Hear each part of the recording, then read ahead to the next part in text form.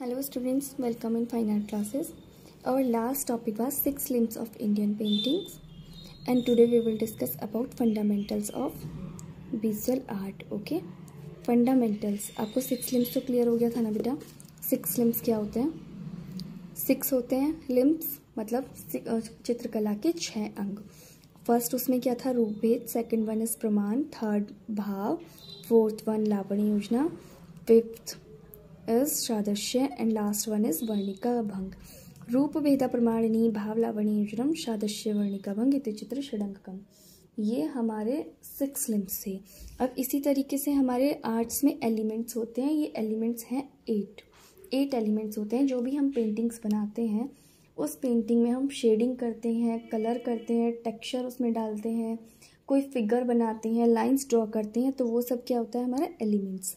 तो आपका first element है पॉइंट. ओके, पॉइंट मतलब डॉट, बिंदु.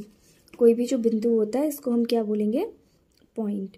तो आपने देखा है जब बच्चा प्ले क्लास में होता है, नर्सरी में होता है, तो उसकी बुक ना इस तरीके से होती है. डॉट डॉट्स बने होते हैं. डॉट डॉट्स को ही मिलाकर वो लेटर्स लिखना सीखता है, लेटर बनाता है, कुछ शेप बनाना सीखता है इस तरीके से. तो काफ़ी सारे डॉट्स को मिलाकर हमारी लाइंस बनती हैं. और फाइन आर्ट्स में डॉट का क्या यूज़ है? In art work points are used for making and shading purpose. जो हम शेड करते हैं, किसी भी ऑब्जेक्ट में आप शेडिंग करते हो, सबने करी होंगी, 8 तक सब आर्ट पढ़ते हैं, तो वो ना हम डॉट डॉट बहुत सारे डॉट्स को इस तरीके से मिक्स करके लाइट और डार्क का जो टोन डालते हैं उसको हम शेडिंग बोलते हैं. डॉट शेडिंग में यूज़ होता है. ओके, लाइंस क्या होती हैं?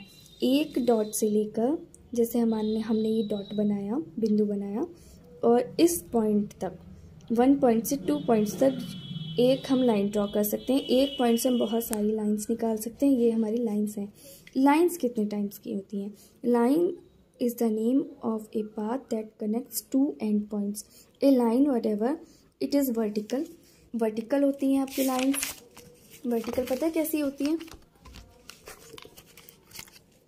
आपकी horizontal line, vertical lines, transverse lines, curved lines, angular line, jagged line and wavy lines. इन सारी लाइंस को यूज़ करके ही हमारी कोई भी शेप बनती है. कोई भी फिगर हम बनाएंगे, कुछ भी, लाइक जैसे आपको एप्पल बनाना है तो आपको इस टाइप की लाइंस बनानी पड़ेंगी. ठीक है, आप कोई बिल्डिंग्स बनाएंगे तो आप वर्टिकल लाइंस में बनाएंगे, हॉरिजेंटल लाइन में बनाएंगे. क्लियर हुआ? लाइंस को यूज़ करके ही कोई शेप बनती है. थर्ड आपका एलिमेंट होता है शेप. जब हमारे कोई 2 पॉइंट्स को, 2 लाइंस को मिलाकर कोई जब हम कुछ बनाते हैं, या 2 से ज़्यादा लाइंस को मिलाकर हम कुछ बनाएंगे, तो वो हमारी क्या हो जाएगी? शेप. जैसे कि हमने अगर इस तरीके की, ऐसे एक लाइन यहाँ बनाई, एक यहाँ बनाई, यहाँ बनाई, तो ये हमारा ट्रायंगुलर बन गया. ठीक है, ये इस तरीके कर्व अगर हम बनाएंगे, सेमी सर्कल 2 टाइप्स के बनाएंगे, तो ये क्या हो जाएगा? हमारा सर्कल बन जाएगा इस तरीके से. तो ये लाइंस को मिलाकर हमारी शेप्स बनती हैं. शेप्स आपको पता है 2D में बनती हैं. ये वाली शेप्स कैसी हैं? ये 2D हैं. और ये 3D हैं, जिसमें 3D इफेक्ट शो होता है, ये 3D शेप. और जिसमें नहीं होता तो ये 2D शेप. तो क्लियर हुआ? Fourth one is space. Space क्या होता है? कोई भी आपने पेंटिंग बनाई, ठीक है, तो उस पेंटिंग के लाइक आपने ये कोई सीनरी, यहाँ पर ये पेज है आपका, कोई पेंटिंग बनाई, यहाँ पे आपने ट्री ड्रॉ करा, ठीक है, यहाँ कोई हट ड्रॉ करी, तो इनके बीच में कितना स्पेस होगा? ये सारी चीज़ें हमारी क्या होंगी? ये जो खाली स्पेस होता है ये है हमारा स्पेस.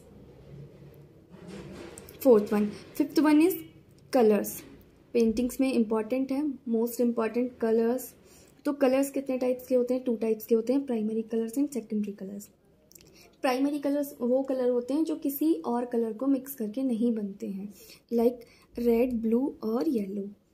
प्राइमरी कलर्स को हम क्या बोलेंगे? बेसिक कलर्स भी बोलते हैं. और इन तीनों कलर को देखिए, ये लिखा, there are 3 basic colours, red, blue and yellow. After mixing of those colours in same ratio we will get other secondary colours. अगर हम इन तीनों कलर्स को मिक्स करेंगे, लाइक रेड में येलो मिक्स करेंगे, तो ऑरेंज बन जाएगा. ऑरेंज सेकेंडरी कलर है. ब्लू में येलो मिक्स करेंगे तो ग्रीन कलर बन जाएगा। ग्रीन कलर क्या है, हमारा सेकेंडरी कलर है, ठीक है। ब्लू में रेड मिक्स करेंगे तो हमारा पर्पल कलर बन जाएगा। पर्पल कलर कौन सा होता है, हमारा सेकेंडरी कलर होता है। और इन तीनों कलर को ही मिक्स करके हम कलर की कितनी भी टोन बना सकते हैं। अगर क्लियर हुआ तो मेन कलर कौन से होते हैं आपके, 3 कलर्स होते हैं जिनको हम प्राइमरी कलर, बेसिक कलर भी बोलते हैं, ओके। 6 आपका एलिमेंट है tone of the colours. Tone क्या होती हैं अभी, this is the lighter and darker form of colours. अगर हमने किसी कलर में, लाइक ये रेड कलर है, रेड कलर में अगर हम ब्लैक कलर यूज़ करेंगे तो वो क्या हो जाएगा, डार्क हो जाएगी, डार्क टोन बन जाएगी। और उसी रेड कलर में हम वाइट मिक्स करते जाएंगे तो क्या होगा, वो लाइट हो जाएगी। तो ये क्या होता है, हमारा टोन ऑफ कलर्स। यहाँ देखिए ये रेड कलर है, इसमें हमने डार्क यूज़ करा तो ये डार्केस्ट फॉर्म हो गई आपकी रेड कलर की, और ये लाइट, इसमें वाइट यूज़ करते गए। तो ये सब क्या है, कलर्स की टोन है। 7th one is value. Value कह सकते हो आप इसको, शेडिंग कह सकते हो। इट इज़ लाइटनेस और darkness of an object like this. देखिए ये ऑब्जेक्ट है, आपको इसको स्टिल लाइट बोलते हैं। इसमें जो लाइट और डार्क शो हो रहा है तो ये क्या है, वैल्यू शेडिंग बोलेंगे इसको। यहाँ लाइट है, यहाँ सनलाइट ज़्यादा पड़ेगी तो यहाँ लाइट फॉर्म होगी, ये डार्क होगा सारा सब कुछ। तो ये शेडिंग कितने टाइप्स की होती हैं आप यहाँ देखेंगे। हम इसको कैसे कर सकते हैं, इसको बोलते हैं हैचिंग।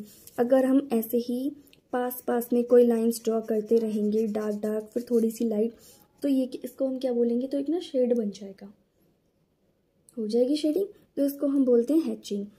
सेकंड वन है क्रॉस हैचिंग। अगर हम इस तरीके से किसी ऑब्जेक्ट में शेडिंग डालते हैं क्रॉस करके तो इसको हम बोलेंगे क्रॉस हैचिंग।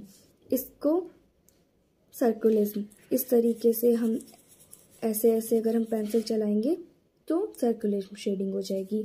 इसमें काउंटोरिंग, राउंड शेप में जब हम पेंसिल चलाते हैं इस तरह की शेडिंग कैसे होगी, हम कोई एप्पल बना रहे हैं तो उसमें ना इस तरह से ऐसे करेंगे तो काउंटोरिंग शेडिंग। अब कुछ भी ऐसे इस तरीके से पेंसिल चलाएंगे तो स्क्रबलिंग हो जाएगी। ये एक शेडिंग टेक्निक है। अब ये है स्ट्रिपलिंग, ये जो डॉट डॉट अभी आपने पीछे पढ़ा था, बहुत सारे डॉट्स को मिलाकर जो हम शेडिंग में यूज़ करते हैं, पास पास में डॉट्स लगाते रहो तो ये क्या हो जाएगी, स्ट्रिपलिंग हो जाएगी आपकी। ये हैं शॉर्ट डैशेस, छोटे छोटे डैश लगाकर जो हम शेडिंग करते हैं, इस तरीके से पास पास में आप डैश लगाते जाएंगे तो ये एक शेडिंग फॉर्म में आ जाएगी। तो फिर इसको क्या बोलेंगे, शॉर्ट डैशेस शेडिंग। नेक्स्ट है आपका ब्लेंडिंग। ये तो सबसे ईजी है, ये हर बच्चा करता है मोस्टली। इस तरीके से पेंसिल चलाते रहते हैं फिर उसको फिंगर से ब्लेंड कर देते हैं या किसी पेपर से। आप ऐसे ही शेडिंग करते हो मोस्टली, है ना। तो ये सारी शेडिंग की ही टेक्निक्स हैं। नेक्स्ट है आपका 3S। इस तरीके से 3 बना दीजिए, ऐसे बनाते रहिए, इस तरीके से बनाइए तो ये इससे भी आपकी शेडिंग डल जाएगी।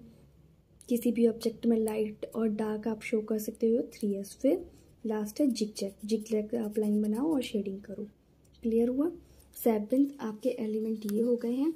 And last one is texture. Texture क्या होता है, अब आप फाइन आर्ट रूम में जाते हो, वहाँ पर बहुत सारे कैनवासेस आपने देखे होंगे फाइन आर्ट रूम में। उसमें जो कैनवास होता है, किसी में आपका टिश्यू पेपर यूज़ होगा, कुछ भी जो बैकग्राउंड होता है पेंटिंग का, लाइक आप ये कैनवास मान लीजिए, ये पेंटिंग का बैकग्राउंड है।